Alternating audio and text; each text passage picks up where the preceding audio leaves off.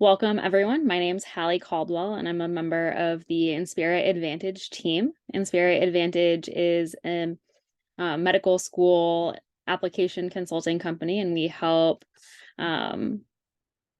hopeful med school students with their applications, starting from like pre-application planning when you're in early college, all the way through interview prep, negotiations, and everything in between there.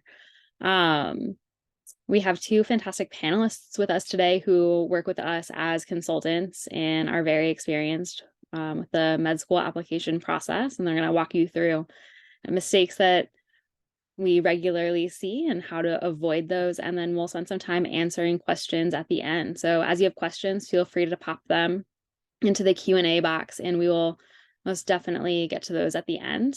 We'll also be recording this webinar and sending it out within the next couple of days to all of you, so you have access to it and can refer back. So with that, we'll dive in. So we'll start off introducing our panelists. We'll talk about common pre-application mistakes that folks make and how to avoid those, and then common mistakes people make while filling out their applications and working on them. And then we'll talk about some final tips and tricks on how to avoid making mistakes, and then we'll open things up for the Q&A. So we have Chiamaka and Costner here with us today. Chiamaka, can you introduce yourself for us? Hi, everyone. Thank you so much for coming to this webinar. My name is Chiamaka, and I am a rising fourth year. And I say rising because I took a research year between my third and fourth year, and I will be applying to dermatology this year. I go to school at Dartmouth, and I've been part of the Inspira family for about 2 years now. Awesome. Thanks so much for being here. It's always a pleasure to have you. And then Costner, can you introduce yourself for us? Hi, everyone. I'm Costner. It's great to have all of you here on this webinar tonight. So I am currently a third-year resident at NYU. I'm specializing in dermatology.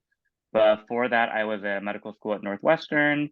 And while I was there, I was very much involved in the admissions committee, so lots of experience in not only helping medical or applicants get into medical school, but also have some experience on the other side of things. And so definitely happy to give you some insight today and answer any questions you may have. Fantastic. Thank you so much for being here. All right, well, with that, let's just dive right in, and we'll start with talking about common pre-application mistakes and how to avoid those. So we're gonna start off talking about prerequisites. Costner, want to start us off? So I can jump in here. So when preparing for medical school, you really want to plan ahead to set yourself up for success. And one of the mistakes that can often be made early on in the process is not preparing to take the required prerequisites. So when thinking about the courses that you take in college, they're not only required prerequisites, but then there are also some just recommended courses. In terms of the required prereqs, they really tend to cover a lot of the fundamentals that are preparing you for medical school.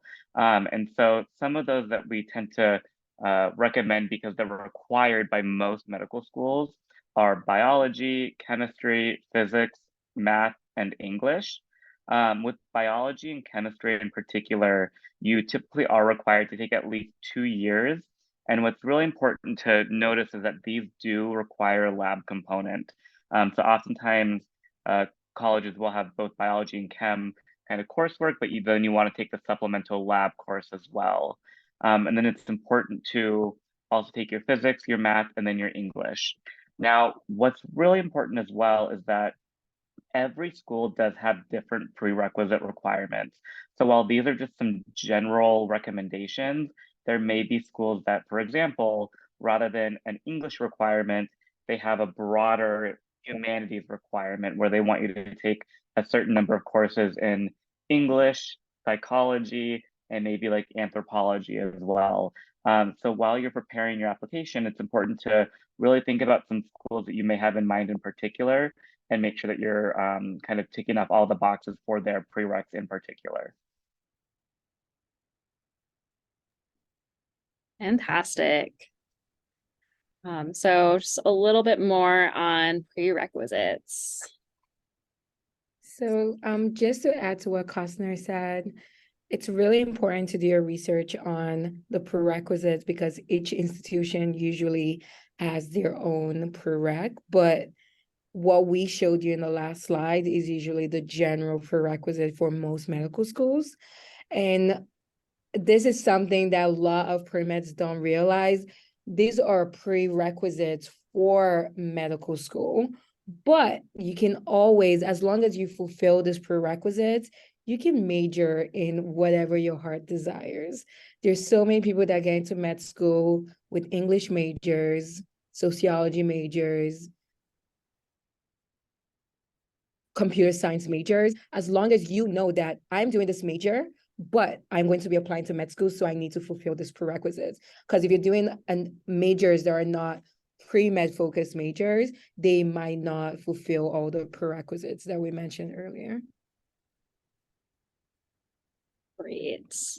Can you talk a little bit about lining up prerequisites for the MCAT and making sure you're kind of getting the content that you need before you take that? So the MCAT always feels so far away from me, and I'm sure it's even farther away for Klusner.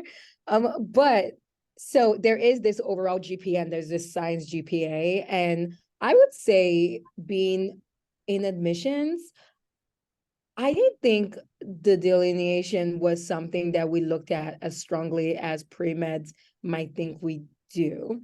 Your overall GPA is what's usually shown when we're just looking or skimming through your application more than your science GPA, but you do want both of those GPAs to be high enough for whatever schools you're trying to apply to. A lot of people would tell you, you have to know yourself, know thyself. If you're someone that you just really get physics, you can take physics, you can take chemistry, you can take biology all in one semester, then go for it. But most times, and if you go to your pre-med advisor, they're going to advise you, there are ways where you can lighten your course loads so you can maximize your GPA. And it's fair, and it's something you should consider. You shouldn't consider taking 12 credits where all 12 of them are genetics, biochemistry, physics, and all these really hard classes. You do have 4 years to like really spread them out. So being strategic about spreading them out is really good. Most people are trending towards taking gap years after med school. So if you are going to take a gap year, when you take these courses really doesn't matter.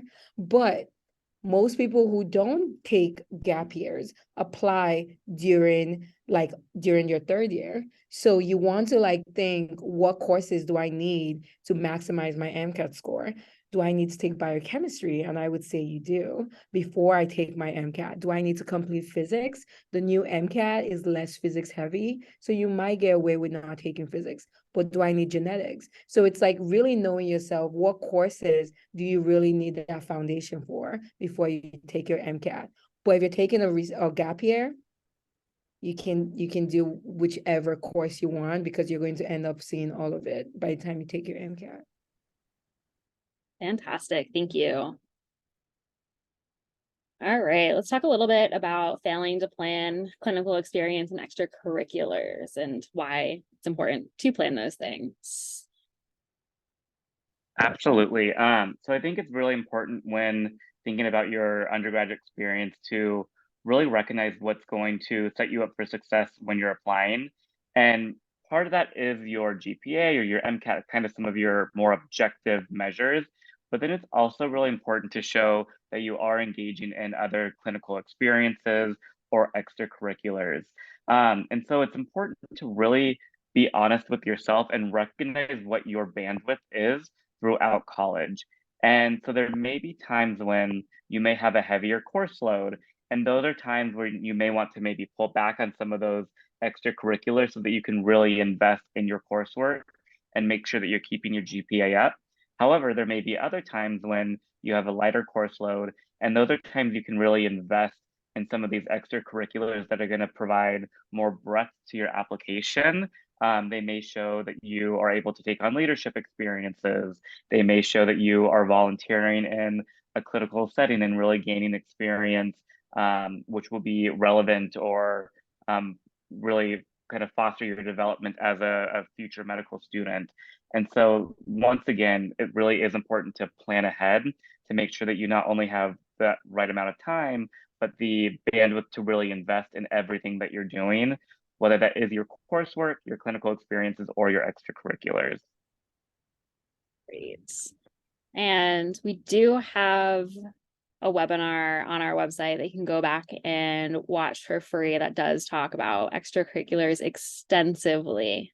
So feel free to go check that out as well. But we'll dive a little bit more into how to think about clinical experience and activities and extracurriculars ahead of time. So this is so many pre-meds when it's application season. That's when they start going into panic mode. They come to us and we're coaching them and they're asking, what can I add to my CV to make me look like a great candidate? That should have started at your first year, your second year, or your third year. Because really, if you have two candidates, one candidate shows you that they've done this amazing volunteer work for 2 months, and they started it in May and they applied in August, and you have another candidate that's done a volunteer experience and they started this and they've been in the weeds with this organization for 2-3 years. Which of those candidates would you want in your corner? So longitudinal experience is a lot more, it's something you should focus on instead of just thinking of like playing a numbers game. You just don't, okay, I'm trying to be a scribe for 2 months and I'm trying to, have a hospice volunteer for 2 months and 1 month here, and I'll try to do an AMT this or do that. There is value in having something more longitudinal. And a lot of people, when they think of letters of recommendations, you're thinking, oh, I'm going to get a letter of recommendation from my pre-med advisor or my genetics professor that I got an A on, or this physician that I shadowed for 2 weeks. But a great letter of recommendation can come from this longitudinal volunteer experience where they've gotten to know you, they've seen your commitment. Those letters really go a long way. So not only does it help your application, it can also work and supplement your application too. So engage in activities that interest you because you're more likely to stay in those activities longer term compared to just doing things that check boxes. Build these relationships when you're doing this volunteer experience. You really want to immerse yourself. And when you get an interview, which is always the goal, getting an interview, when you get an interview, what's going to shine is how you talk about the experience, how you light up when you talk about the experience. That's why you should mostly engage in activities that interest you. I know that sometimes that might be coming from a place of privilege to get activities that interest you, but really like trying your best. And even if you say yes to an activity, if you find that this activity just isn't something that pulls at you, it's okay to step away and create that space and that time for something else that might interest you more. Yeah, and just kind of building off of that, just very briefly, I just wanted to highlight that admissions committees really are looking for passionate people. They want people that find things that drive them, that motivate them. And these passions are really going to be the heart of your applications, not only in your personal statements, but your activity statements. And it also carries over into your interviews. And so the more that you're engaging in activities that you're passionate about, the stronger of an applicant you're going to be that stands out from others who maybe are engaging in activities that they're less interested in. Those are great points. All right, the MCAT. We touched on it briefly earlier, but let's talk about it a little bit more. Yeah, so just carrying on some of the conversation or discussion that we had earlier, it really is important to prioritize your preparation for the MCAT. So the MCAT, it is an objective measure that really can help medical schools stratify some of their applicants. And so having a stronger MCAT score can just make you a more competitive applicant to a larger network of medical programs. And so it's important that you are really setting goals for yourself and having an idea of what MCAT score you want to have, and then setting aside the appropriate amount of time so that you can study, you can focus on some of your weaknesses, and make sure that you are getting an MCAT score that is going to set you up to get accepted into some of the medical programs that you're most interested in. So remember to really prioritize this aspect of your application. I sometimes recommend taking just an early practice test to get an idea of where your baseline is. And once you have an idea of your baseline, you not only can highlight what some of your weaknesses are, but it may give you an idea of what kind of resources you need to seek out, as well as the amount of time that it will take you to get to that goal score. Fantastic. So just a little bit more on how to get ahead with MCAT planning. So just summarizing what has been said, you do want to take your science prerequisites before your MCAT. And again, if you're not taking a gap year, sometimes your prerequisites are overlapping with your MCAT prep, and that's okay. You really don't want, and if you, for some of you on this call that may have taken your prerequisites a long time ago, refreshing yourself before your MCAT prep on what is prerequisites were and the baseline of them would really help your MCAT prep. So the fresher your prerequisites are in your mind, the better or the faster and the smoother your MCAT prep would be. You always want to set a goal score.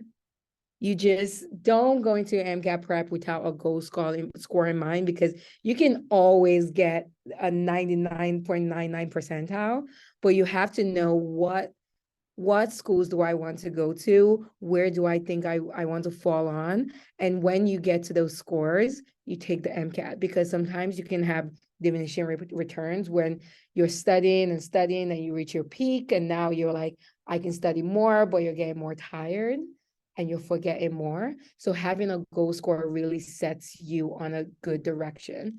Build a realistic study schedule and start early.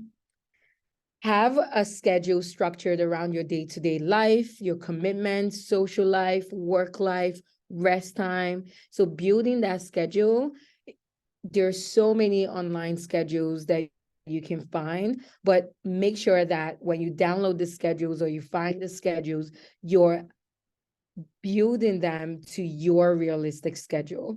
And most times when you're starting your MCAT prep, the early prep time, your schedule is a little more flexible. And the more you go into your prep season, the more rigid your schedule feels. So you should always plan for that. Like right now, I might just be studying and I might be sleeping more. And then as I'm going into my prep season, I'm a little more rigid. I'm waking up at this time. I'm doing this much practice test. So that's very normal. And I think most people's MCAT prep go this, like they always have flexibility in the beginning and then a little more structure at the end. That makes a lot of sense. Costner, anything else to add here before we move on to talking about the actual applications?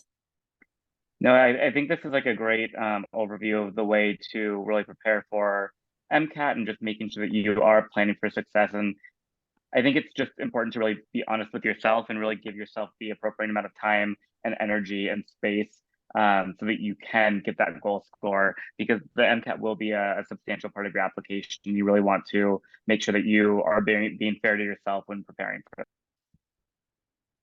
All right. So let's talk about common mistakes people make during the application and how to avoid those. And we'll start off with like even prepping for the application and building the list of schools you are planning on applying to?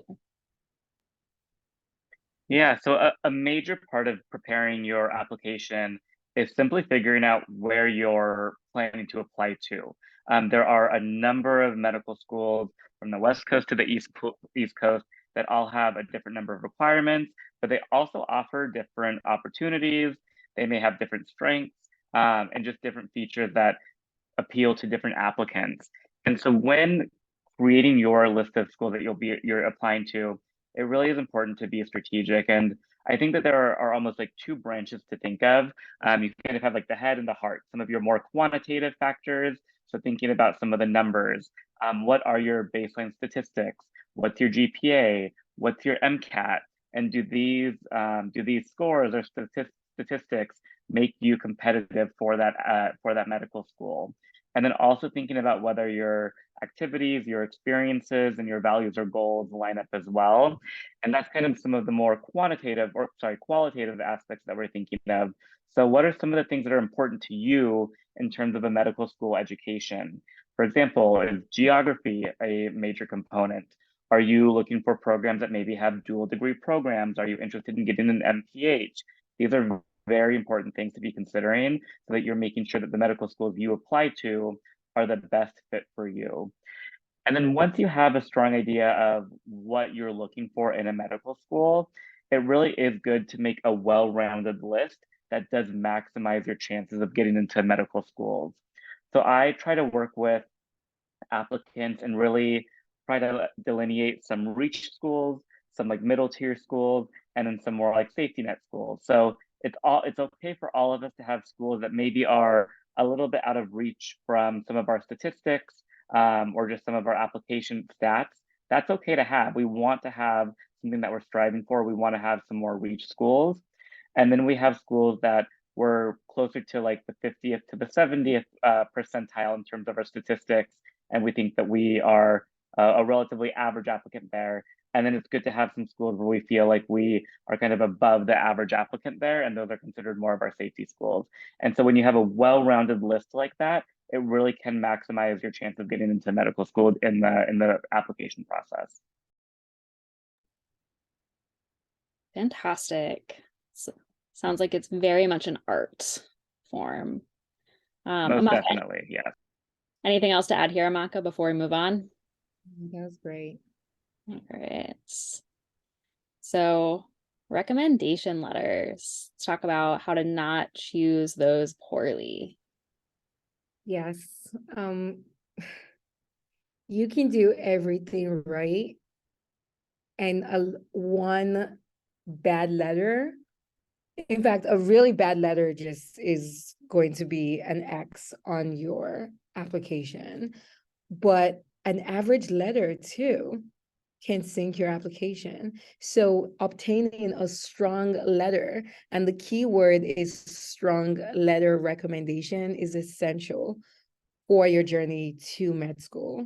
And this is something that I'm applying for residency this year. They always tell you, I think it depends on, you have to sit down with yourself and ask yourself, the person I'm asking this letter from, what's my relationship to them? What am I expecting them to write about? Is this going to be a clinical letter? Is this going to be a letter about who I am as a person, my characteristics, my leadership abilities, my empathy, my volunteer capabilities? You want to spread out your letters to convey all parts of you. So when the person in admissions is reading those letters, they have a complete picture of you. They have an academic picture of you. They have this is how Amaka like interacts with her classmates, and this is how she interacted with her lab mates, and this is how she interacted with me, and just like filling in those gaps. If you cannot go to them in person, I think you really want to like ask for letters in person, and you want to use the word strong. You want to ask them, can you write me a strong letter of recommendation? You really anyone can write you a letter of recommendation, but not everyone can write you a strong letter of recommendation. So remember that each med school might have different sets of requirements. Some med schools require an MD letter or a DO letter, depending on what school you're applying to. Some med schools require a pre-med committee letter. So you want to really think about all these things so you can start making a list of what letter writers who you're going to ask to be your letter writer. When I applied to med school, I had more letters than was required. And I felt like I tried to tailor my letters to different schools. So if I felt like a school was a little more academic, I would keep my research letter. If I felt like a school valued volunteerism, I would make sure that my volunteer letter was highlighted in there. So you can always ask for more letters than you need, and then decide what school gets which letter. Great points. Costin, anything else there before we move on to personal statements? I think just one tip with letters of recommendation is that depending on your relationship with the writer, you can also sometimes try to guide them into highlighting some of the features that you want highlighted. And so oftentimes if you are, for example, sending an email or even talking to them in person, you can give a little reminder of, by the way, like these are all of the projects we worked on together. These were some of the things I wrote about in my final thesis paper. And that can just be a little bit of a light bulb moment for the writer so that they can include it in your letter. And that gives you maybe just a little bit more agency in what your letters will look like, even though at the end of the day, they are confidential and you won't see them. I think it can be helpful for your letter writer if you just jog their memory a little bit about some of the reasons you are asking them in the first place and some of the strengths that you have that you want highlighted in your application. And just in the letter department, by the time you're asking for letters, I think you should have an updated CV ready, just in case exactly those things you want to highlight. Most letter writers want to see your CV, even if most of the things in your CV might not pertain to them. They would like to give a full picture of who they think you are based on what they're seeing in your resume or CV. Those are all good. And you can always start your CV as early as possible. So don't think you're going to wait to the very last minute. You can start it today.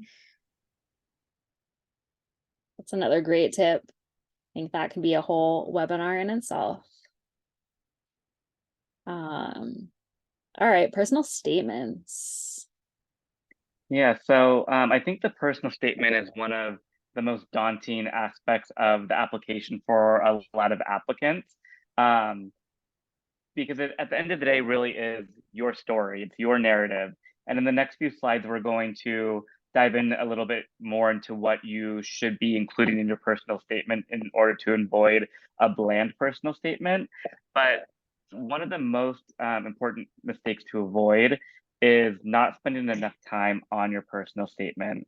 And I think because the personal statement can be so daunting, what can end up happening is applicants just feel like they have this writer's block. And this writer's block persists and persists and persists. And then before you know it, the application's almost due. And then a personal statement is kind of just haphazardly thrown together. And that's really what we want to avoid. We want the personal statement to be something that's well crafted, but we also want it to be unique to you. And we want it to really highlight who you are as an applicant, who you are as a person, and what distinguishes you from any other person that's applying in that cycle. And so what I really recommend is even now, even before you've started physically applying to medical school, just jot down ideas and jot down moments that maybe inspire you, jot down moments that you think are interesting or fascinating, jot down moments that you think are kind of leading you in the direction of medicine.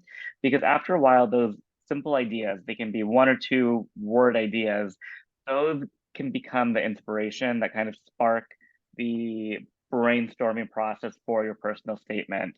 So it does not need to be a session where you're sitting down for hours and drafting a full draft. Just very early on get kind of ideas onto paper, and then those ideas will slowly but surely turn into a personal statement that really reflects who you are as an applicant. All right, let's dive into this a little bit more and talk about how to avoid writing a bland personal statement.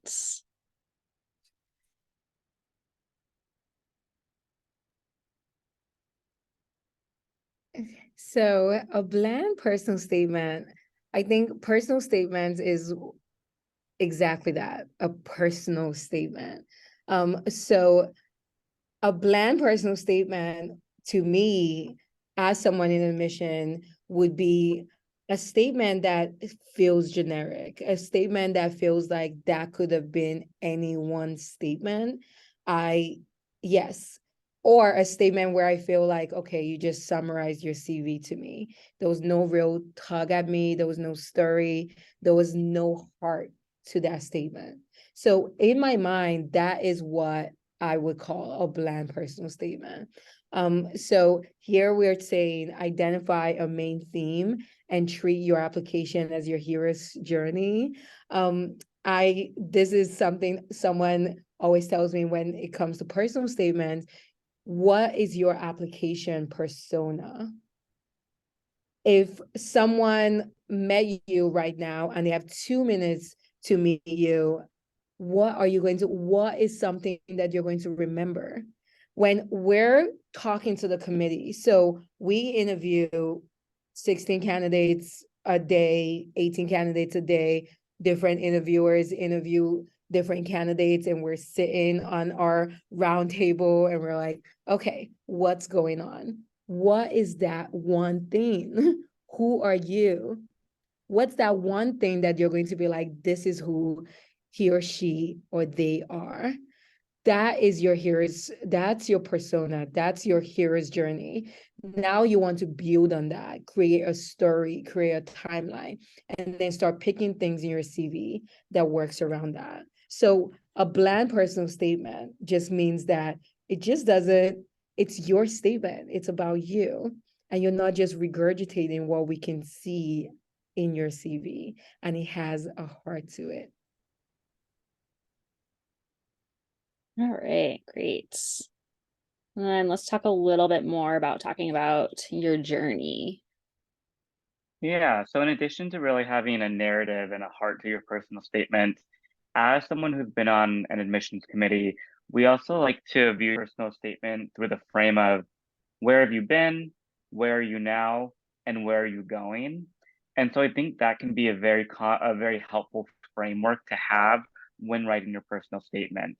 So tying in these ideas of your experiences and how they have led you to either character or professional development, and giving us an idea of where you were initially, how that has informed or influenced who you are now, and then taking who you are now and kind of building upon that and giving us an idea of why do you want to go into medicine? Where do you see yourself going? And it's not even that you need to know what kind of specialist you're going to be. I don't think anyone on an admissions committee expects you to know if you want to go into pediatrics or cardiology or surgery, because that's what medical school is ultimately for.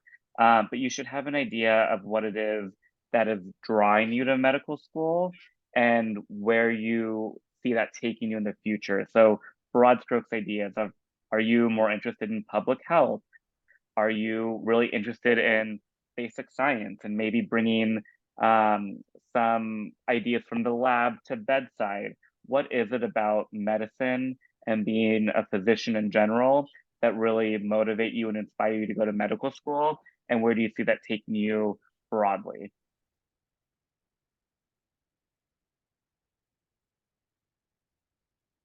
All right.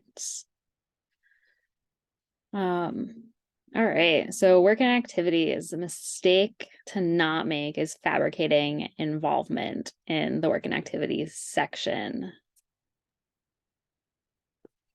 So yes, some applicants might be tempted to exaggerate their accomplishments and involvements in work and activities to give your application this X factor. it really is highly recommended that you avoid doing this at all costs. And there are different ways people do this. They might fabricate being involved in an activity in general, like something they never even worked on, or, which I think is more common, fabricating your hours. Because you think, oh, I did 200 hours, maybe I'll add 400 or 500, and my timeline, I might extend it a little bit more. Because if you're found out, that really could be an X in your application in general, because schools talk to each other, people talk to each other. If that's something that comes up, that really does. There's so many things that might be forgivable in medicine, but having a moral compass is something that is so important, because you are dealing with patients and you're dealing with their health, and you do not want to fabricate your involvement in any of these activities. Your work and activities should be an accurate representation of your actual experience.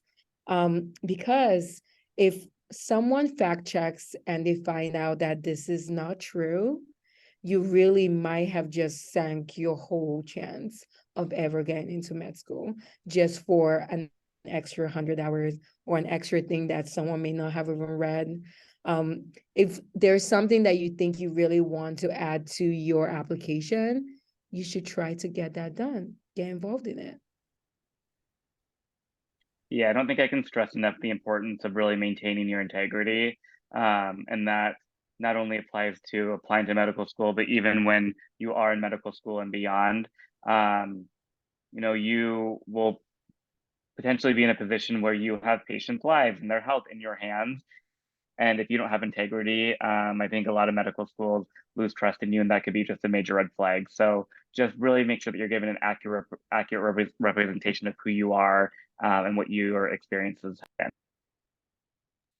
And if you eventually get an interview and you just don't know who you're talking to during that interview, you might be talking to someone who has extensive experience in that thing you fabricated, and now they're just watching you, listening to you lie about it. So you always want to put accurate information down so you can always accurately and joyfully talk about it during the interview season.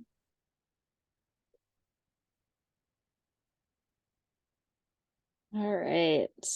So talking about interviews and being interviewed, another mistake people make is not prepping for interviews enough or at all. So let's talk about this a little more. Yeah. So I definitely think preparation for interviews is a crucial part of preparing for your application. Engaging in interviews is a skill set.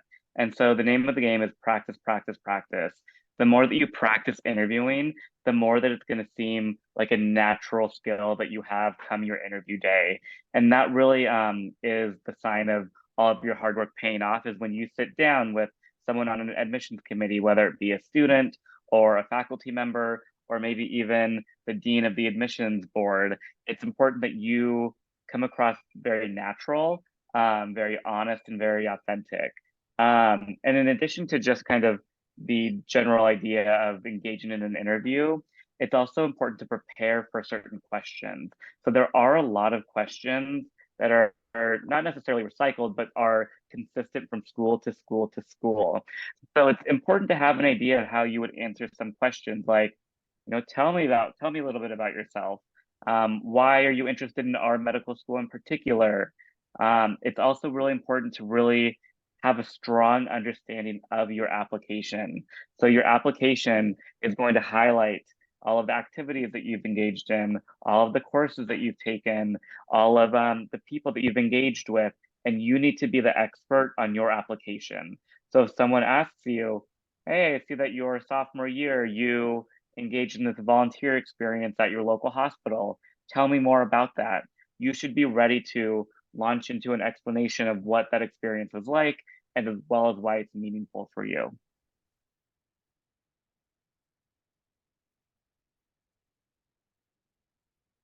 All right, Amaka, anything else there? Most pre-med committees would hold mock interviews. Take advantage of that. Some societies, I know SNMA, depends on if you're going to certain student conferences too, they hold mock interviews.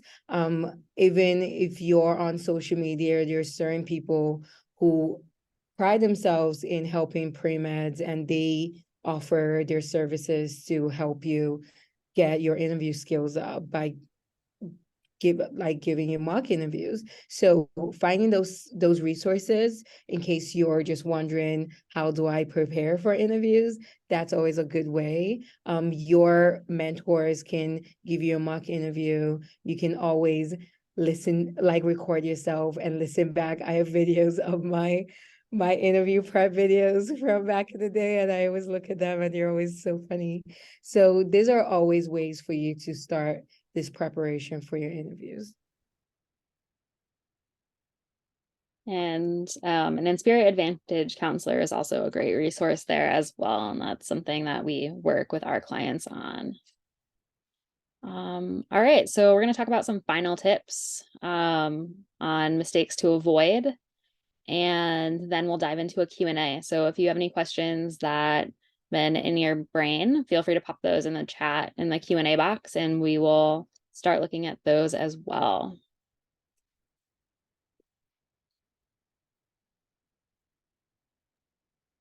Great. So these are just some kind of final tips to really touch upon when considering your whole medical application. I think we've touched upon a lot of these generally over the last 30 minutes or so. But one of the most common pieces of advice I give applicants is really starting early. The earlier you start, the more time you allow yourself to review your application, to refine ideas, to really create that narrative of who you are as an applicant, and to distinguish yourself from others. And then it also really helps you just avoid any mistakes moving forward. Another one is proofreading. You really want to be making sure that you're dotting all of your I's and crossing all of your T's. Now, I don't necessarily think, a misplaced comma or a misplaced period is going to ruin your application. However, there are cases where students might copy and paste a statement saying, I would love to go to medical school X, Y, or Z, and they send it to the wrong medical school. That's not a great look, and that's going to really leave a poor taste in that admission committee's mouth.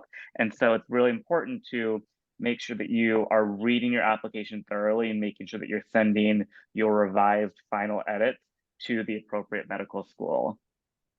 And then finally, it's just important to really be authentic.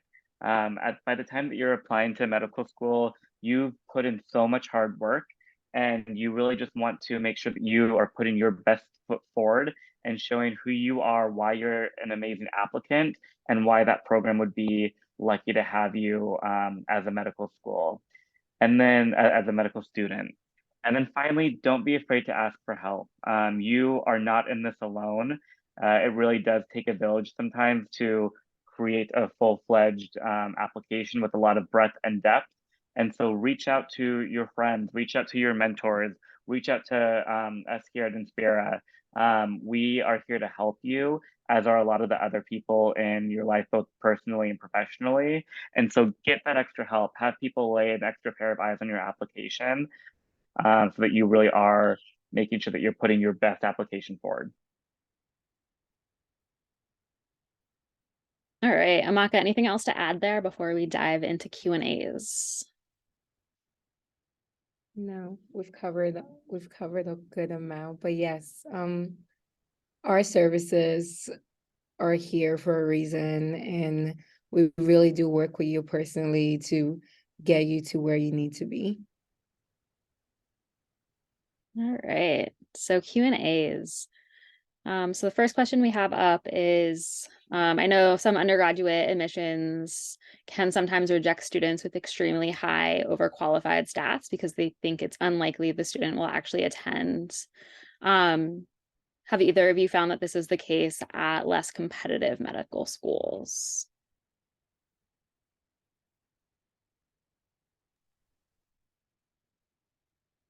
Not necessarily. I think it really is a school by school scenario. I think if you show in your application a reason why that school may appeal to you, such as geography, it's much less likely for you to be kind of screened out for scores being too high.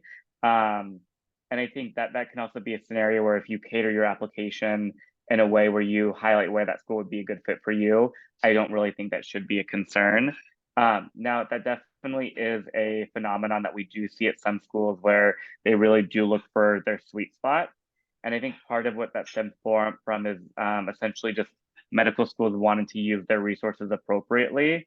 And at the end of the day, medical schools can only interview so many applicants. And so I think they want to make sure that they're investing in applicants that have um, a strong likelihood of actually attending that school. And so I think if you draft your application in a way where a school would feel like there's a strong likelihood of you matriculating there, I think you can really mitigate that risk of being like overqualified per se. Yeah, schools are looking for fit. Do you fit what type of student we usually get here, or what type of student excels here? So yes, a fit could just mean sometimes that your score might be a score that historically scores, people with those scores haven't considered your school. So the fit might not be there based on that, but the fit could be there based on other things, which you can highlight. Fantastic. All right, another question we have is, can the both of you speak a little bit about secondaries and strategies for staying on top of those? I know we didn't dive into secondaries at all here, but it's definitely hard to plan for those and make sure that you have all the materials ready. And then can you talk a little bit about how they're important to how important they are compared to the overall application, or as a part of the overall application?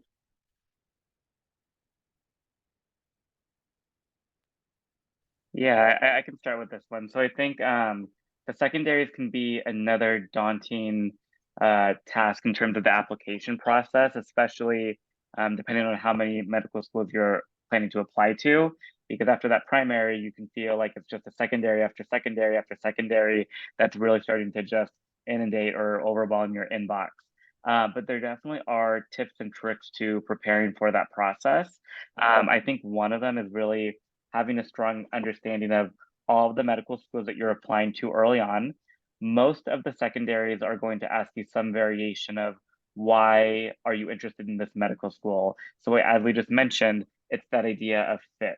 So when you're creating the list of medical schools that you're applying to, start thinking at that point, why is this medical school a good fit for me?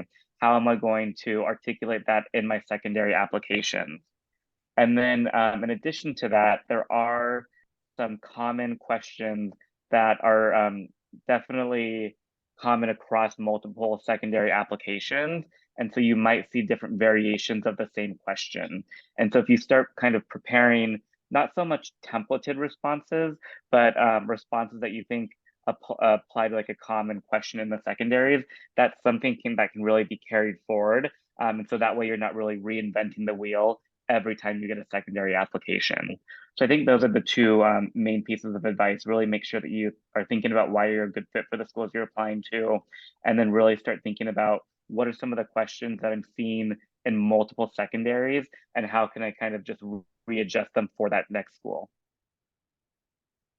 I feel like you are readjusting things and using kind of not a, like Costner said, not quite a templated response, but something that fits for a lot of things. Make sure you are editing extra carefully and making sure you are not putting the wrong school name in there.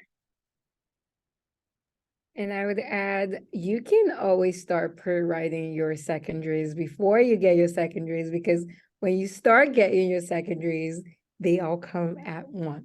Because you're applying, you're sending your primary application at a certain time, you apply to a certain amount of schools, and most times they do have that. Some of them have a hard deadline that they tell you, but some of them do have a mental deadline that if you're interested in us, we're hoping to hear back from you and get the secondary back within a reasonable amount period of time. So most people don't realize you can always start pre-writing your secondaries, because if you go online, you can find last year's secondaries for most schools. You can find common secondaries and those common themes and start pre-writing them as you've pre-written your personal statement, just so you're not overwhelmed. Because I think, yeah, the secondary is one of the more overwhelming parts of the application, because they are long and they all come at the same time. All right. On the topic of secondaries, do you have any tips for the diversity type essays that are found on secondaries, especially if you fall under common demographic for med school applicants? Absolutely. So I think this has become a more common question year after year. And the advice that I give is I think it's really important to think about how do you define diversity and how does it apply to your life? I think oftentimes this question can be a little bit overwhelming because there can be, I think people tend to think more of like racial or ethnic diversity, or even, you know, I'm not necessarily a sexual minority, but there are so many types of diversity and so many ways that your life can touch others in a diverse way, or ways in which diverse populations can affect you. And I think that's the insight that medical schools are looking for. They're not necessarily looking for you to be a diverse applicant per se, but they're looking for your insight into how diversity affects your life, how diversity may affect medicine, and how you plan to address that or think about that moving forward. So I think it's not so much what boxes you check on a demographics paper. I think it's more how you think about diversity and how you plan to think about that as you become a tentative or prospective physician. I like that answer a lot. Amaka, anything to add there? No, that was great. All right, we'll give it another minute or two if anyone else has any more questions. And in the meantime, Amaka, Kostner, is there any other tips that you have for our viewers, or any other common mistakes that you see that we did not touch on today?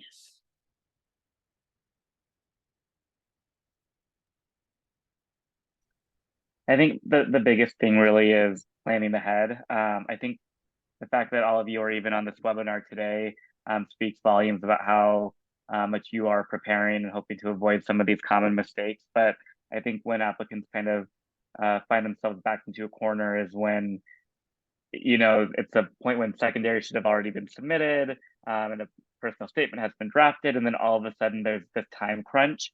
And I think when there's a time crunch, that's when mistakes are made. That's when we aren't necessarily submitting the best application. So I always recommend the earlier you start, the better. And it does not need to be a day where you kind of sit down and draft the entire application in one sitting. It can be as simple as just thinking about what are some of the clinical experiences that have inspired me.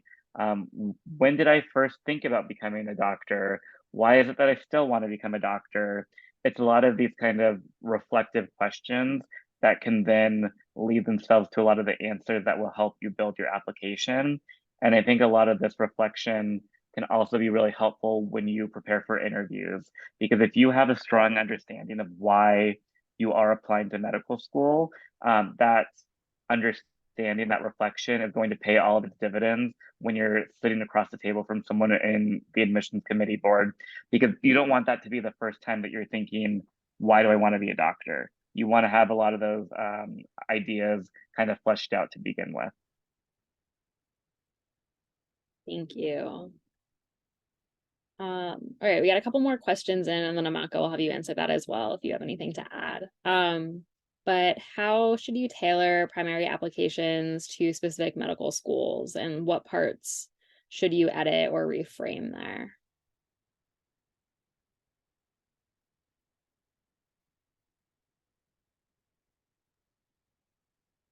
I would say where you can really tailor your primary application to a specific med school would be your personal statement.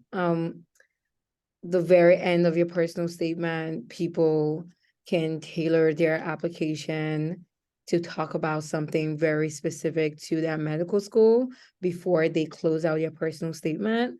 But I would caution on that, because you're writing to someone who is in that institution, lives and breathes that institution. You cannot fake it to those people because they're in this institution. So if you think that there's a specific thing about med school that really stands out to you, or there's a reason you really want to get this interview and you really want to attend this med school, then go ahead if you really believe that. But if not, I would caution against really trying to pander to a med school in your personal statement. But that's why the secondary application is there. Most medical schools have a question where they ask why that med school, and I read that. I actually always read that, and it's something I always bring up about an applicant. And just because, I mean, most times most people can tell because they're in that institution when you give an answer that it's like, okay, this person really knows our med school. So waiting till the secondary is very reasonable, and tweaking your personal statement if you absolutely have to. Fantastic. All right, we have a couple more really good questions here. So one is a little bit of a two-parter that I'll combine here. So would you discourage someone from writing in their personal statement about an interest in someday changing the methodology of medical practice, to contrast that of allopathic or osteopathic medicine that would better integrate aspects of health, such as like psychology or social integration? And then with that, would you also discourage someone from writing about desires to see change in administration of healthcare, such as issues you see in access to care or standardization of care? Yeah, I think it's a bit of a fine line in the sense that I do think medical schools are looking for people that are innovative and that are thinking about the future of medicine. So earlier we were talking about the idea of like, where have you been? Where are you now? Where are you going? And so if you have an innovative mindset, that's a really exciting thing for someone reading your application. They're able to recognize that you have an idea or a vision of where you want to take medicine. What I would caution anyone on though is writing about things that may be a bit more controversial, because you really don't know what background the admissions committee is coming from, or whoever is reading your application is coming from. And so if it's a relatively, I think, like neutral innovation, that's fantastic if it's something that can foster discussion. But I just wouldn't ever want someone reading your application to feel as if their ideas are being attacked, or if you are almost kind of like chastising what they may currently be doing in administration. So you want to make sure that you, to a certain extent, aren't really saying anything too inflammatory in a way that would harm your application more than it would help you. So it sounds like it's going to be like whether or not to is going to be very dependent on exactly what you are bringing up in your application. And that's probably something that you should talk to some mentors about, the Inspira Advantage team about, get some other. Exactly. And I don't think the answer is to feel like you need to please everyone if there are things that you feel very strongly about. People view different topics very differently, and if there's something that you feel passionate about, you should write about that. But it goes back to this idea of fit. Maybe if there's something that you're very passionate about and the committee that's reading it doesn't agree with you, maybe that program is just not the right fit for you. But you want to be doing that in a way where I would hope that the majority of schools would see it more as innovation than like inflammatory. Thank you for that answer. All right, so we're a little bit over time, but we have one more question that we will touch on before we end things. So someone says that they're getting a lot of advice to network with admissions personnel from each school. For example, following up after a virtual info session and asking questions. How much energy should they spend on this, and how can you maximize benefits from this?